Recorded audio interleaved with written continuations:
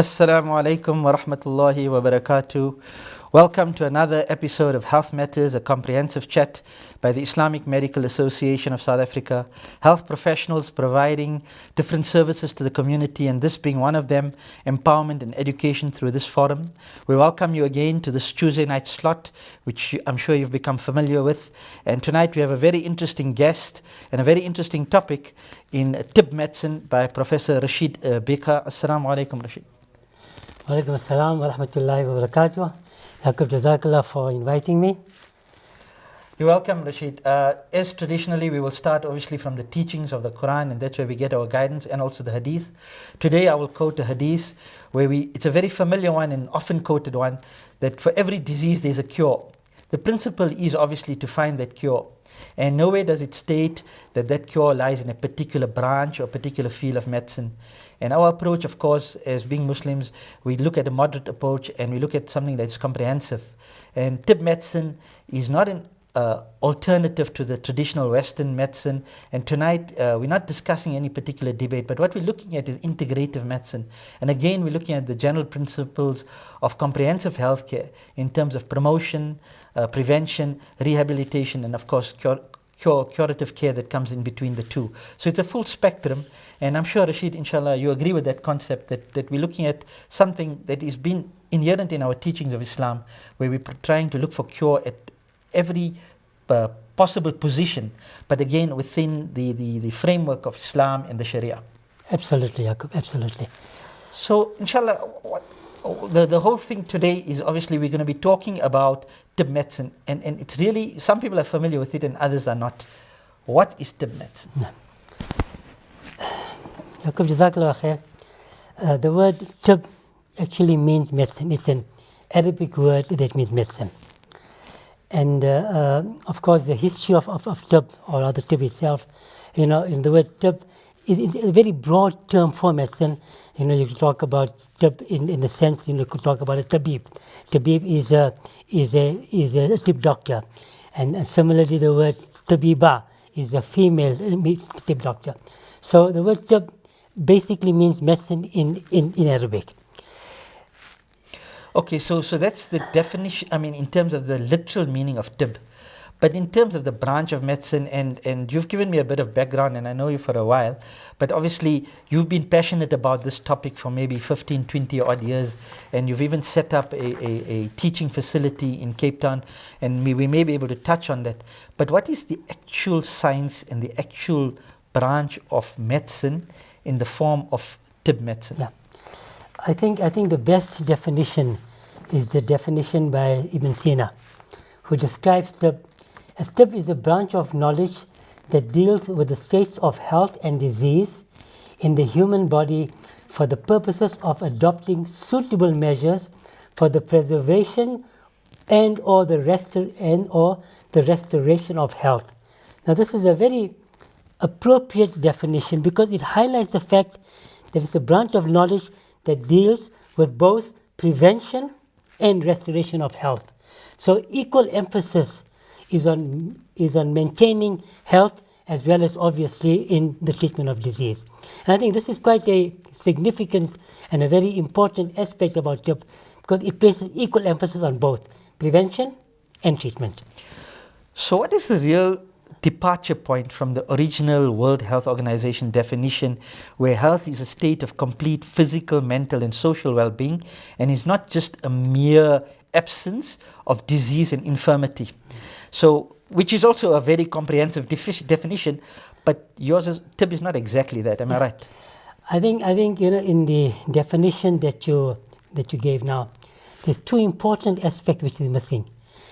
Is the aspect of emotions and spirituality. Okay. And I think this is where Tibb encompasses physical, mental, emotional, and spiritual aspects. So whilst the WHO definition is appropriate within the context of the modern era, but if you look at the holistic principles of Tibb, the way it was expounded by Hippocrates, Galen, and Ibn Sina, there they speak about Tibb, body, mind, soul, and spirit. In other words, emotional, physical, mental, and etc.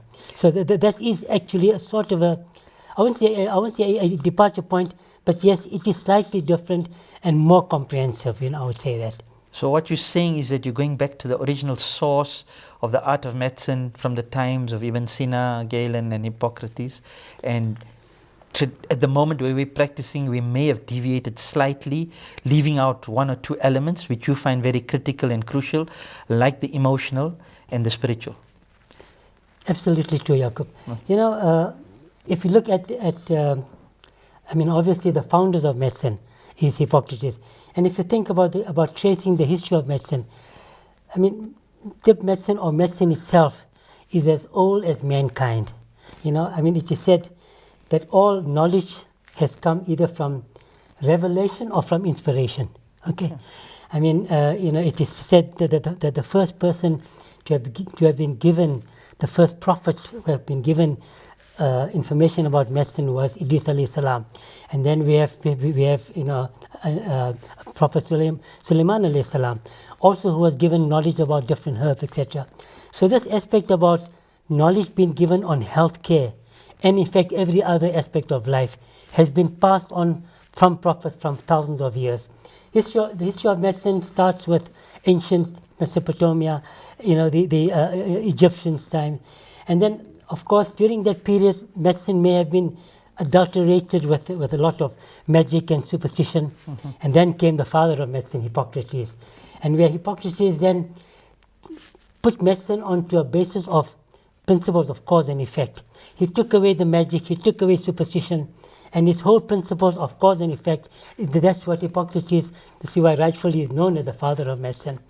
And then of course one of the main principles of Hippocrates was based on what we call the humoral theory, which I'll talk about later. Then of course Galen came along and he also added to the principle of Hippocrates on the humoral theory, where he added the concept of temperament. And then came the massive Muslim contribution, Ibn Sina, Ibn Rushd, Ibn Nafis, all of them. What they did is they took all the theoretical principles from Hippocrates and Galen, and they put the theoretical principles into practice. And this is how, alhamdulillah, the whole contribution of medicine really developed. Having said that, I think it's important to also note that Ibn Sina and all of them came after Prophet ﷺ came, and he provided guidelines on a lot of the aspects of medicine. So a lot of the Muslim contribution was also enhanced and precipitated as a result from information from the Quran, the Hadith, the Sunnah. And this is how obviously medicine developed. So yes, the system of medicine from Hippocrates, Galen, and it carried all the way down towards the, there was Western scholars like Nicholas Culpeper, amongst others. And this was a system of medicine that was practiced until about 200 years ago, all over the Western world. And so yes, whilst there is a slight difference, but it was still the core information is still, we have the same roots of modern Western conventional medicine as we have with the medicine. Okay, but the one difference that I'm picking up from you, obviously, is in Western medicine and many things we're doing right now, there's a heavy emphasis on medicines itself and drugs, and you have obviously highlighted changes in lifestyle and going back to the root cause and in terms of promotion and prevention. So what are the real principles? I mean, you've given us what TIB is, what the history is, but the real principles of your branch of medicine, and I'm calling it yours, or not yours, you don't own it, but obviously you're passionate and you're the forerunner of this in South Africa for many years, and you've tried to, in fact, you've even established this as one of the allied health disciplines as part of the HPCSA in their arm. Is that correct? So can you perhaps maybe elaborate a little bit on what are the underlying principles? Right, you've given us history, we understand that now, so a little bit of the underlying principles. Certainly. I think it would be appropriate to say that the whole system of TIB medicine has been based on the original teachings of the Greeks, Hippocrates and Galen, which is based on what we call the temperamental and the humoral theory. Now the humoral theory is a bit complicated to explain, but I'll try and make it in a nutshell. Hippocrates came up with a theory that each person has got certain humoral balance. Now, humoral balance, humors also can be described as what we call body fluids. And he came up with this realization that each person has got a certain body fluid humoral balance which is different or unique to every person. In other words, this humus in each person is different, and the concept of humus is very much aligned to understanding that the human body, the human being, is at an average temperature of about 37 degrees, and we have water content of approximately 70%. So this concept of hot and cold is that the humus in each person is unique to every person. This is why some people feel hotter and some people feel colder. Some people like warm weather, some people like cold weather. So this concept of hot and cold is somehow linked onto the humus itself. This is a very simplistic version that I'm giving you now. So this was the initial concept that came up as far as Hippocrates is concerned. Then, of course, the other concept of temperament, vices, and etc. So we'll come back to those, right? What we need to do is take a little ad break, and then we'll be waiting for your calls from the viewers. The number will appear at the bottom of the screen, but it is 011 086 7701 or 2 or 3. 011 086 7701 or 2 or 3. So please get ready to call in for this very interesting subject. And Professor Rashid Bhikha is waiting for your calls, inshallah, while we take the ad break. Assalamu alaikum.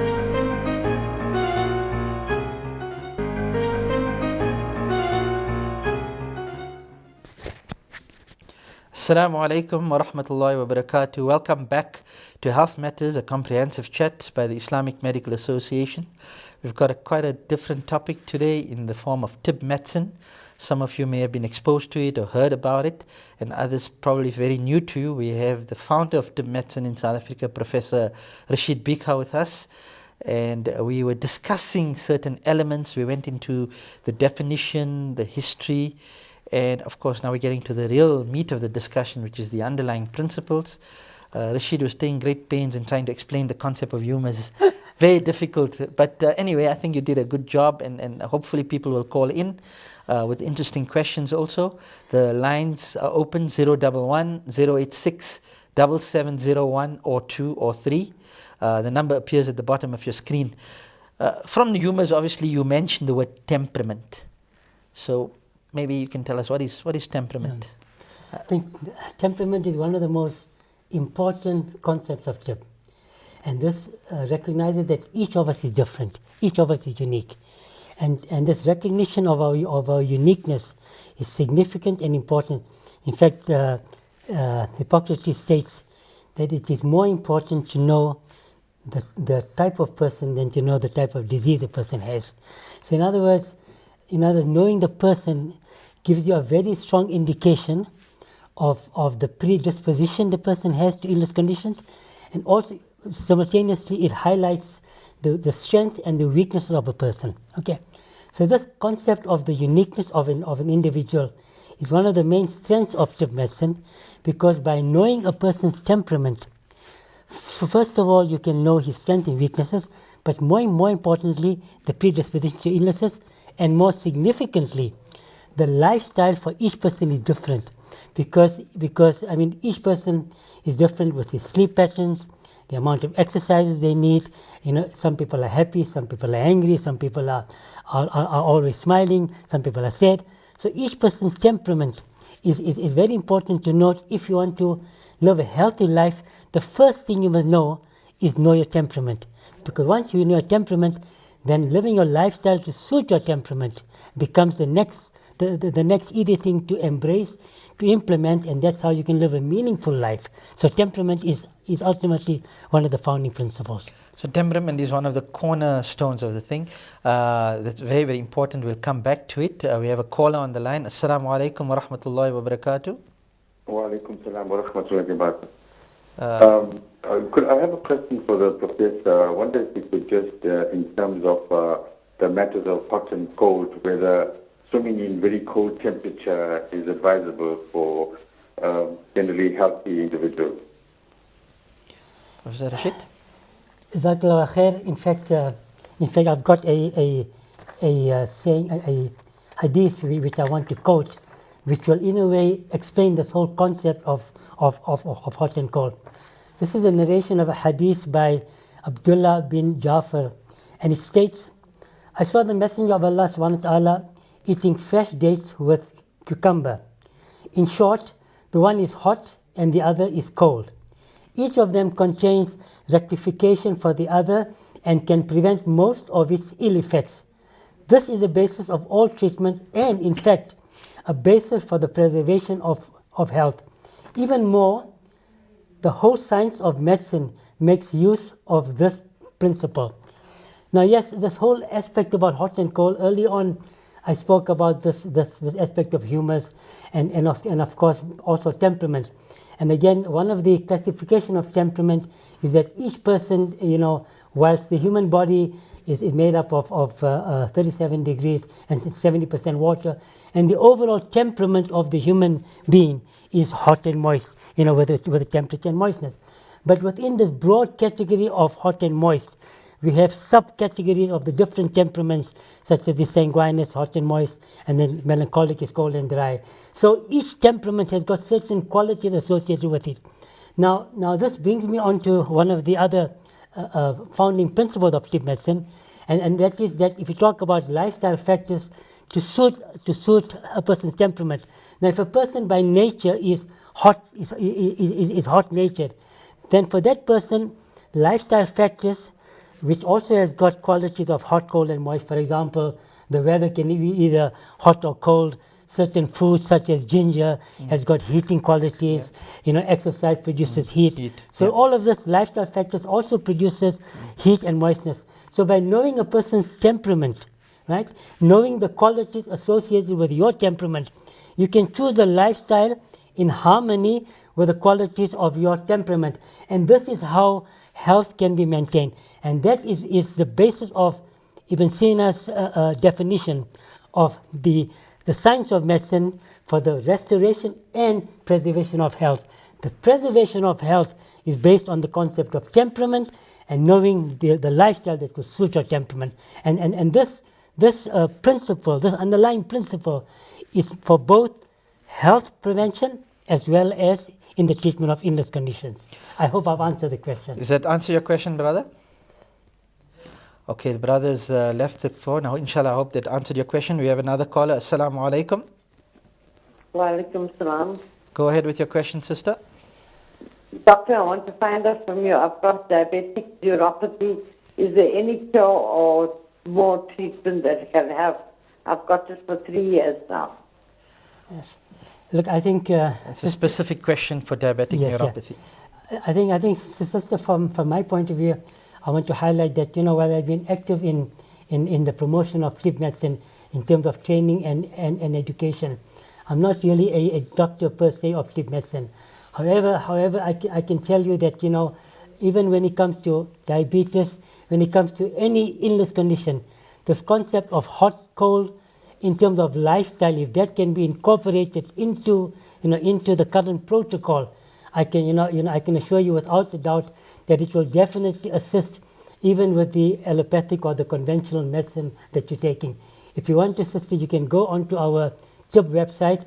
If you look at the ailment section, we've now just updated all of that, where we give lifestyle advice on conditions, and diabetes is one of the many conditions that we've covered. So if you can go onto that, and you can see how we bring in this aspect of the appropriate lifestyle. I mean, I can just elaborate a bit more. According to TIB diabetes, and of course, Yaqub will agree with me that it's excess of what we call moist foods, such as carbohydrates, etc. So the problem with, or rather one of the contributing factors with diabetes is the lack of heat associated within the system. So your whole lifestyle advice is more towards the heating and drying foods. So and of course things like exercise patterns, making sure that you get enough exercise. But the emphasis is on diet and having dietary requirements that will increase the heat and dryness within the body, massaging with certain heating oils, which inshallah I'm very confident that it will possibly assist in the neuropathy, because by just improving the circulation. So by just looking at those advices that we've given on lifestyle, that should inshallah assist you, as far as the prognosis of this condition is concerned. I hope that helps you, sister, and you can consult the website, and maybe there will be tip practitioners you can go on to from there. Inshallah.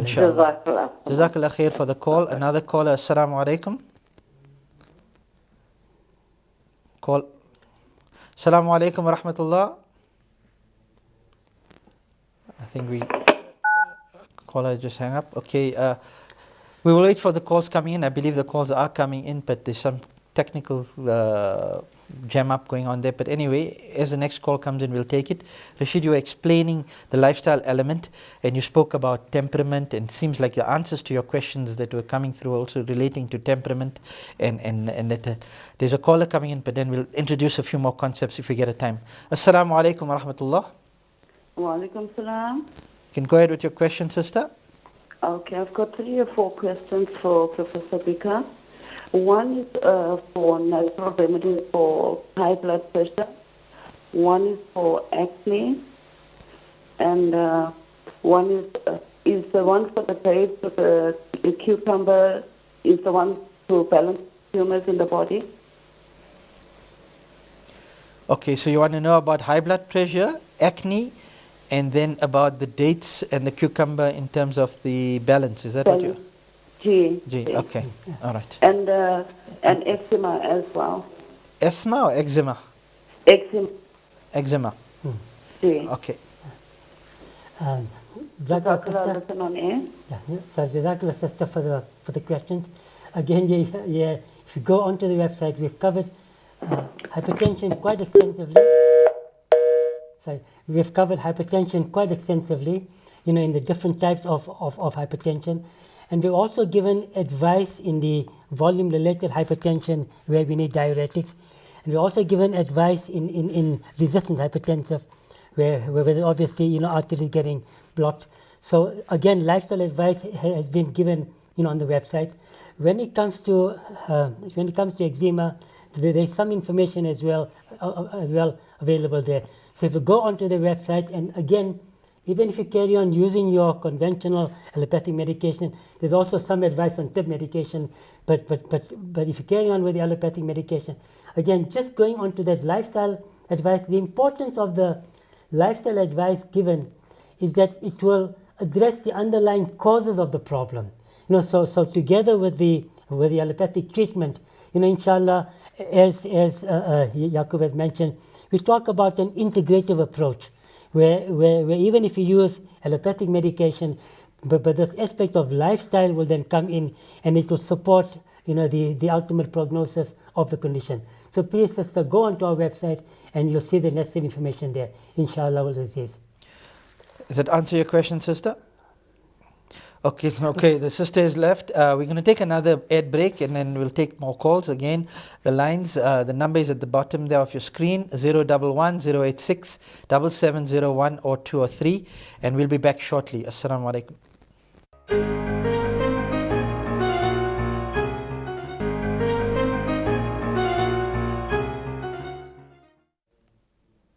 Assalamu alaikum wa rahmatullahi wa barakatuh. Welcome back to Health Matters, a comprehensive chat by the Islamic Medical Association, your Tuesday night medical slot.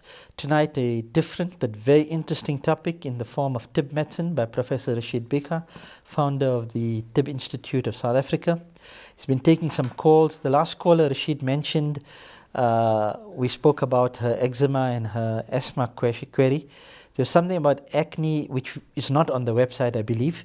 But again, if she does follow the principles of Tib medicine and lifestyle changes that you promoting and educating people about, and practitioners, I'm sure she'll find an answer.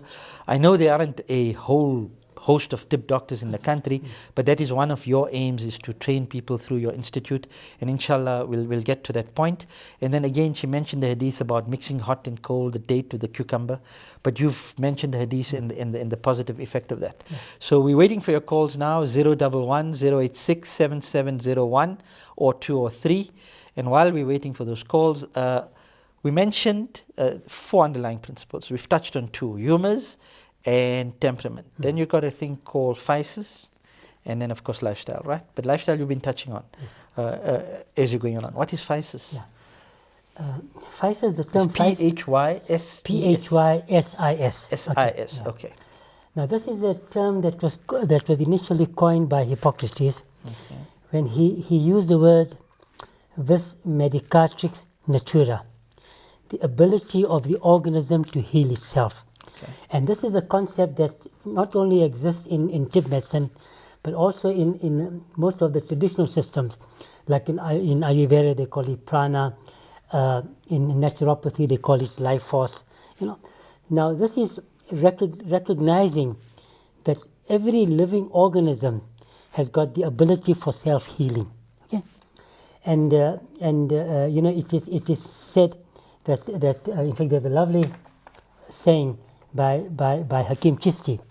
He says that while treatment may come from outside, healing comes from within. Within. Okay. Now every organism has got this ability to self-heal for the maintenance and the preservation and the continuation of life. Okay, and this concept of healing, of physis, actually is also an Islamic concept, because if you think about it, ultimately physis, or the genetic makeup, is such that every biochemical process, every physiological function in the body happens automatically. Right?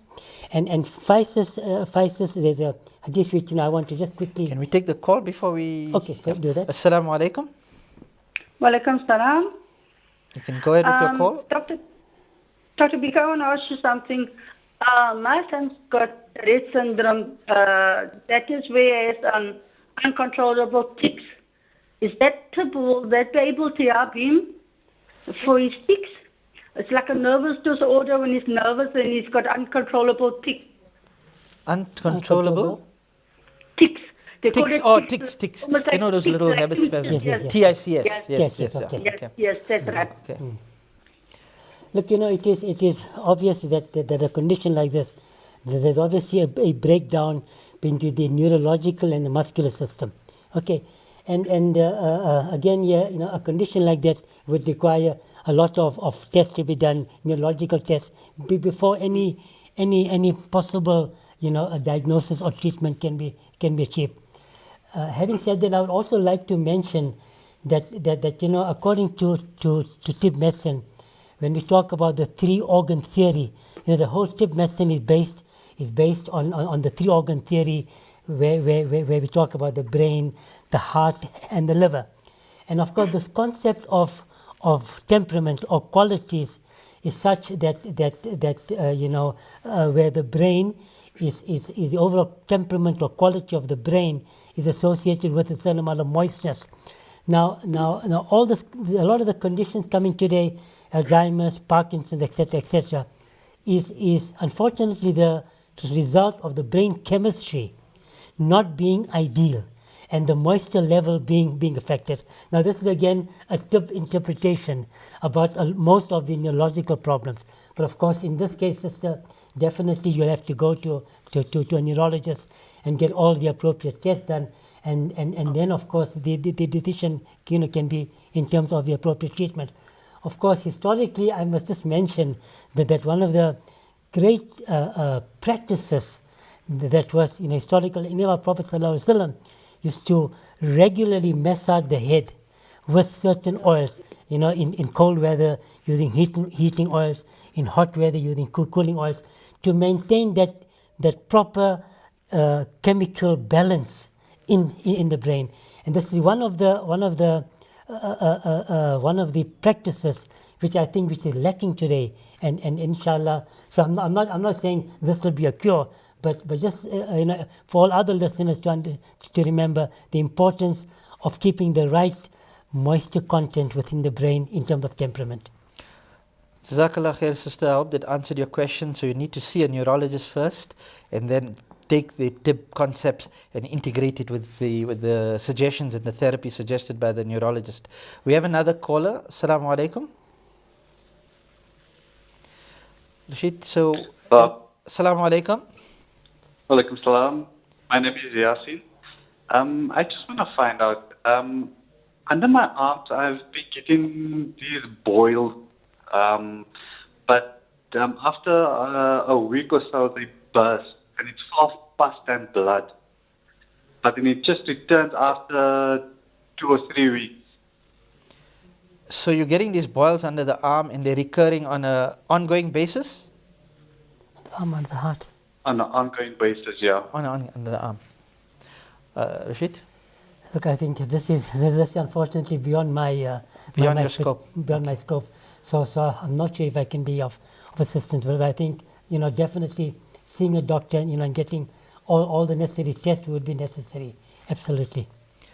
You need to consult with your doctor, brother. Have you done that? Okay, the caller is gone. Yeah, I've done that.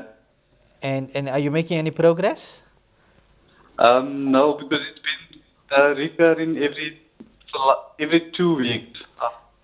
Yeah, but has the doctor and yourself, have you worked out a plan of action to try and establish the cause and to take it further?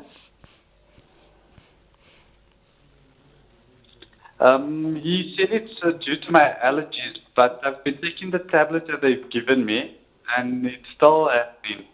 Okay. What I suggest is maybe go back to your doctor and then work out a plan of action as to how it can be investigated further and to explore the cause, and maybe perhaps a referral to a specialist, because obviously there has to be an underlying cause to this, and then you've got to take it further and investigate further, inshallah.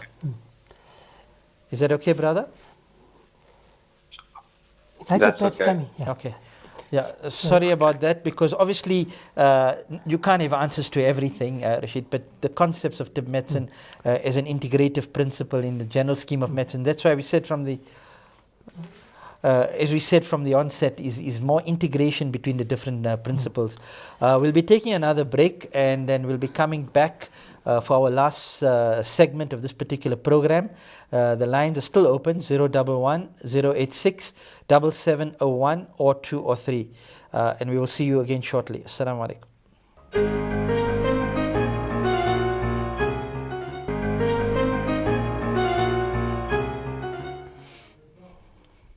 Assalamu alaikum wa rahmatullahi wa barakatuh. Welcome back to Health Matters, a comprehensive chat by the Islamic Medical Association. We're discussing a very interesting topic in the form of TIB medicine by Professor Rashid Bhikha. And we still taking your calls. The lines will be open till the end of the program, 011 086 7701 or 2 or 3. The last caller mentioned something about the boils, and obviously those things have to be explored a bit further in terms of finding the cause and treatment, right?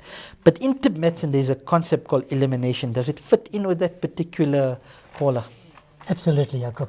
In fact, this is a saying, very famous saying from Hippocrates. He says that all living organisms grow at the expense of the environment, taking what is necessary to survive, such as food, oxygen, etc., and rejecting what is unnecessary or harmful, such as toxins, carbon dioxide, negative emotions, etc.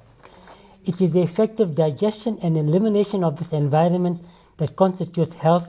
If not, it results in disease. Now, the last caller that we spoke to, obviously is talking about recurrent boils. So obviously there's an accumulation of toxins in his body. And this is a concept that Hippocrates spoke about. But I understand that there's another caller. There's another caller, yeah. There's another caller. Assalamu alaikum. Wa alaikum salam, brothers. I wanted to find out for severe backache and osteoporosis and stuff, what is the alternative according to tips? Again, yes, sister, I'm going to refer you to our website because we've covered both of those quite extensively. Again, if you go onto the website, you'll see the relationship between osteoporosis and backache in terms of temperament, because there's definitely a relationship between different temperaments are predisposed to certain illness conditions. And of course, I can just tell you, gone onto the website, it is there that people with a melancholic or bilious temperament, because of their thin body frames, their bone structure, they don't have the extra fat and muscle that the sanguineous person will have. So those people will automatically be more inclined to suffer from conditions such as backache and osteoporosis.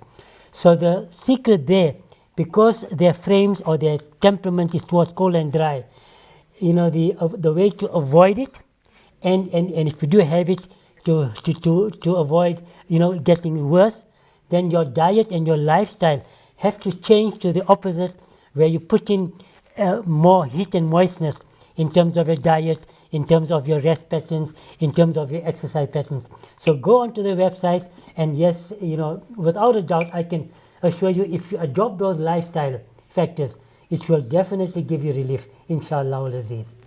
Inshallah. Jazakallah khair for the call, sister. I hope that answers your question. We were talking about this concept of elimination, yes, with the boils, and you were talking about, I understand that's it's almost like a relationship between the individual and the environment. Is that correct? Absolutely. Okay. Now, Hippocrates called this concept of digestion and elimination. He used the term pepsis. Okay, I'll just finish up on that quickly. Now, the word pepsis he used the term pepsis in terms of digestion, and the medical people will know the word dyspepsia is talk about where there's an upset tummy. But his concept of pepsis was the entire environment, which includes the lifestyle factors which I've been talking about. Okay, we'll take another caller. Assalamu alaikum. Wa alaikum salam. Doctor, I just want to find out today, Western medicine, right? There's a conflict with Eastern knowledge medicine. Those that graduate from Western universities, when asked if any of it, without any side effects, they dismiss it as conclusive, and research is not, properly conducted.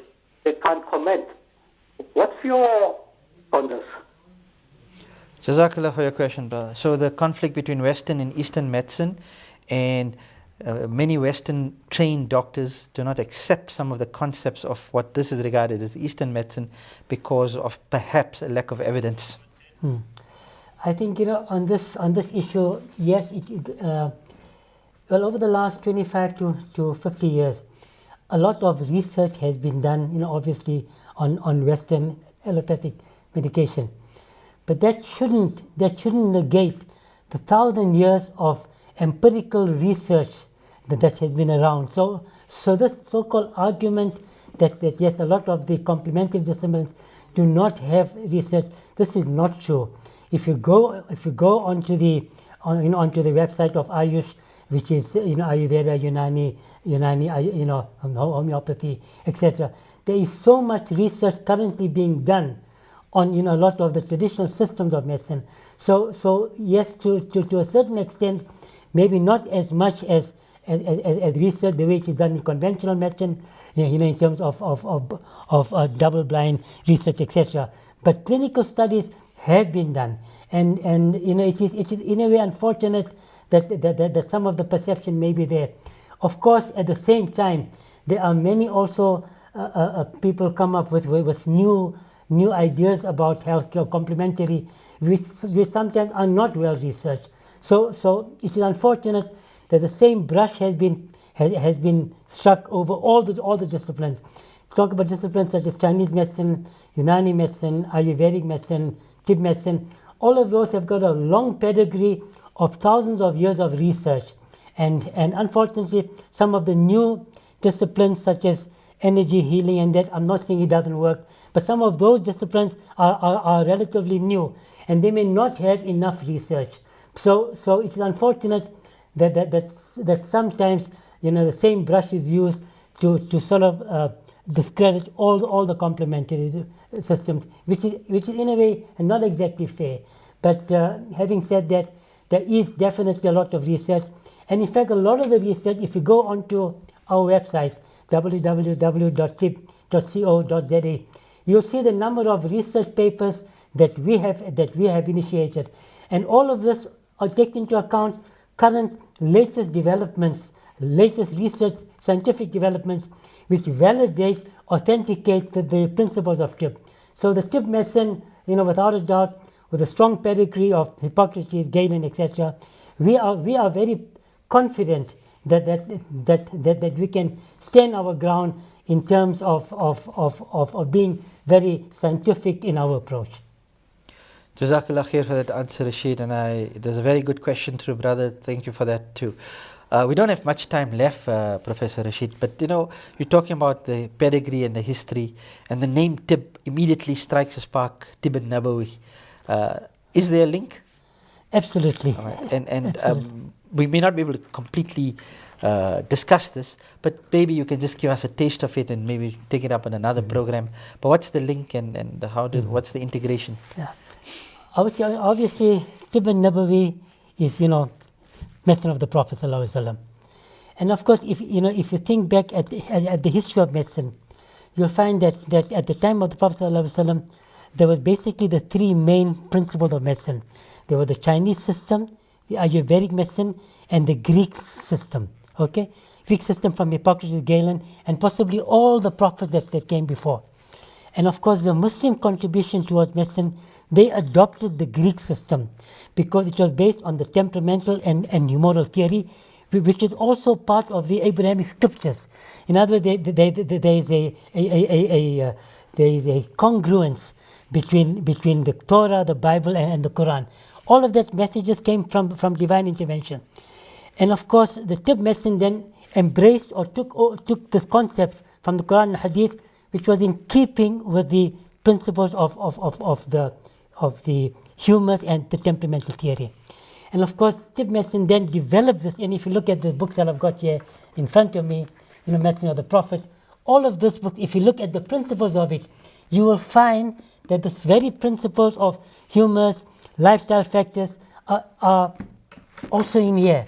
Absolutely. So the basic concept of the temperamental and humoral theory is part and parcel of Tib, and it's something that was practiced all over the Western world until 150 years ago, and which then somehow changed with the Industrial Revolution and the advent of the microscope.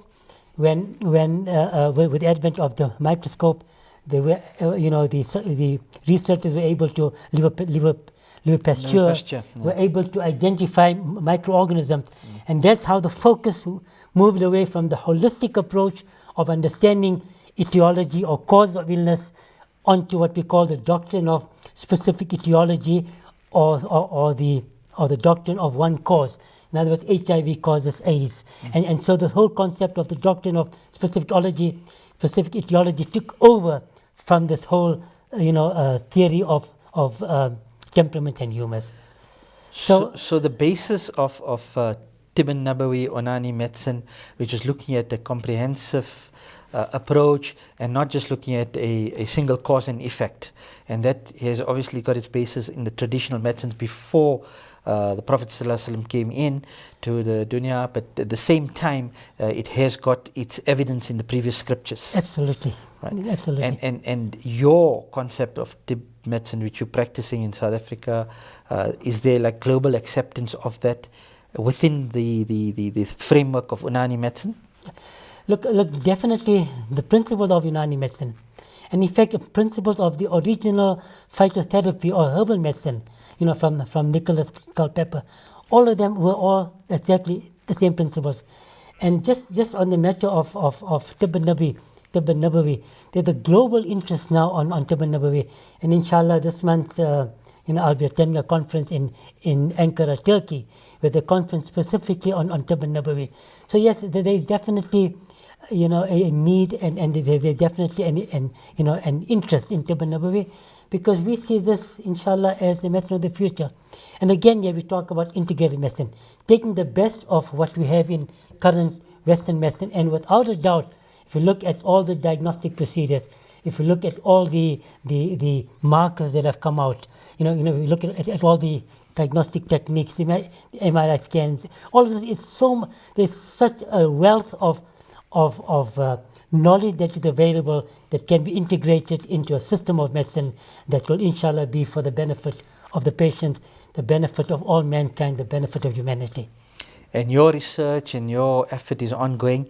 You've also obviously training people to practice tib medicine, whether they have been traditionally trained in Western medicine or those outside. And that information you're going to send out to the public, isn't it, in terms of your training programs that you're setting up in Cape Town? Yes. Well, alhamdulillah, the undergraduate program has been running at the University of the Western Cape since 2003. Alhamdulillah, it still carries on.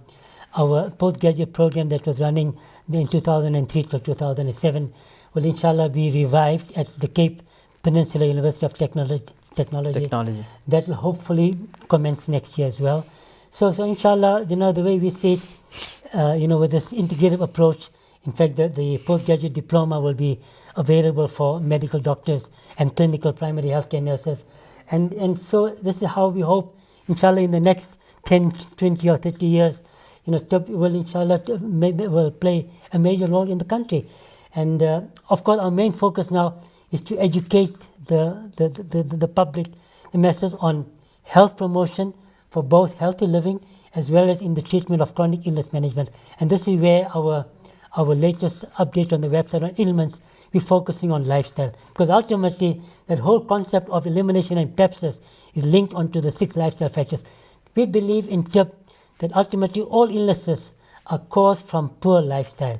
That is the diet we have, exercise, emotions, sleep patterns, and of course lifestyle. It's ultimately lifestyle. Yes, I mean, we've seen a scourge and a total upswing and an absolute explosion in non-communicable diseases in terms of the figures and statistics, and it's in keeping with what you're saying. So yes, it was a very interesting topic, and Jazakallah khair for coming through, Professor Rashid, to just touch on a few points, and it's a vast topic, a lot of depth in it. But I think people have got a taste of it. And again, it's telling us where the chronic diseases, most of the questions came in, where people are trying to find solutions to the chronic ailments, where they haven't really found it in one particular modality of therapy. And Jazakallah khair for all the calls that came in through. We like the interactive session. And this has been a very good program for you tonight. We hope to call Professor Rashid Bika again in the future to perhaps discuss more detail. For those of you who had those specific questions, you can refer to the website. And again, from the Islamic Medical Association, we wish everyone shifa, and Allah grant you good health in all your illnesses. And another slot next week, inshallah. Assalamu alaikum wa rahmatullahi wa barakatuh.